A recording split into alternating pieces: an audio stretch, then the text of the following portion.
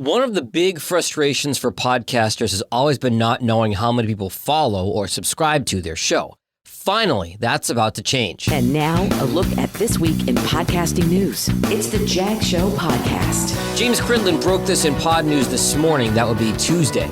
Next month, Apple's going to add follower counts to your Apple Podcast Connect dashboard on the back side. Now, remember, podcasting switched from the term subscribers, which implies something costs money, to followers recently. Following is the correct term. Some may say subscribers, but you should say followers because we're talking about for free. Previously, you had to guess at your number of followers based on how many downloads when you first released an episode. This is going to be extremely helpful to podcasters who want to know how many people are actively following their show. Spotify already does this on their podcasting dashboard. So now you'll be able to take the Apple number and the Spotify number come April, combine them, and really know how many followers you have across the two biggest platforms in the world. Hopefully that means the smaller platforms are going to follow suit, and maybe, just maybe down the road, your podcast host, whether that's Blueberry, Libsyn, Simplecast, Buzzsprout, whoever it may be, hopefully that means they'll be able to take all those numbers and give you an aggregate count at some point down the road. Now, my other main topic today is when to leave the ums in a podcast. Now, of course, there are always two extreme versions of this. There's the people who say, just hit record and release whatever you want. There are people who say, take out every and make it as tight as possible. Now, obviously, most people fall somewhere in the middle.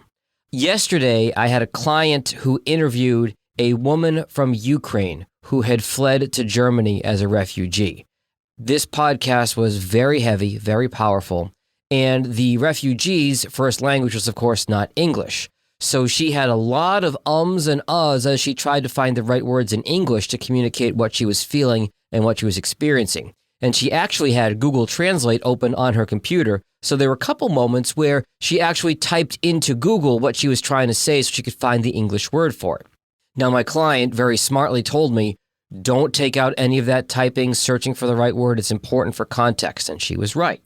So what I had to do when I edited that podcast was I really had to find a happy medium between leaving the ums in for context and taking them out to make it an easier listening experience. And I tried to split the difference as best I could. And I guarantee if you had 100 podcast editors, they wouldn't have made the same exact cuts that I did. It really is based on feel. It really is based on context in each individual situation.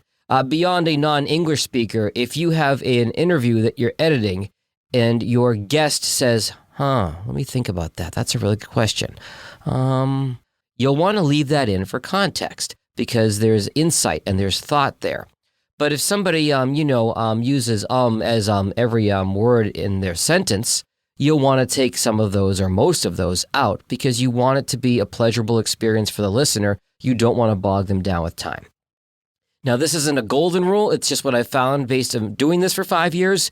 Generally speaking, I end up cutting about 10% of a podcast out between false starts, filler words, what we call disfluencies, On average, just an average, a 60-minute podcast ends up being about 54 minutes when I'm done with it. A 30-minute podcast ends up being about 27 minutes. I take about 10% of it out. So keep that in mind when you're thinking about whether or not to delete the ums in a podcast. It's important to leave some of them in. Another great article linked in today's show notes, 6 reasons why you and your business need to leverage podcasts. It's from Entrepreneur. And those reasons are your ideal clients are listening to podcasts. Audio content is convenient for the consumer. Podcasts attract high-quality customers and clients. It doesn't cost much to get started.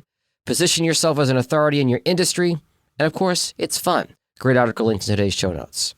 According to PodNews, only 1% of podcasts have transcripts available as of 2021. This needs to change in terms of accessibility. And podcast hosts, again, Libsyn, Simplecast, Buzzsprout, Blueberry, etc., need to make it easier.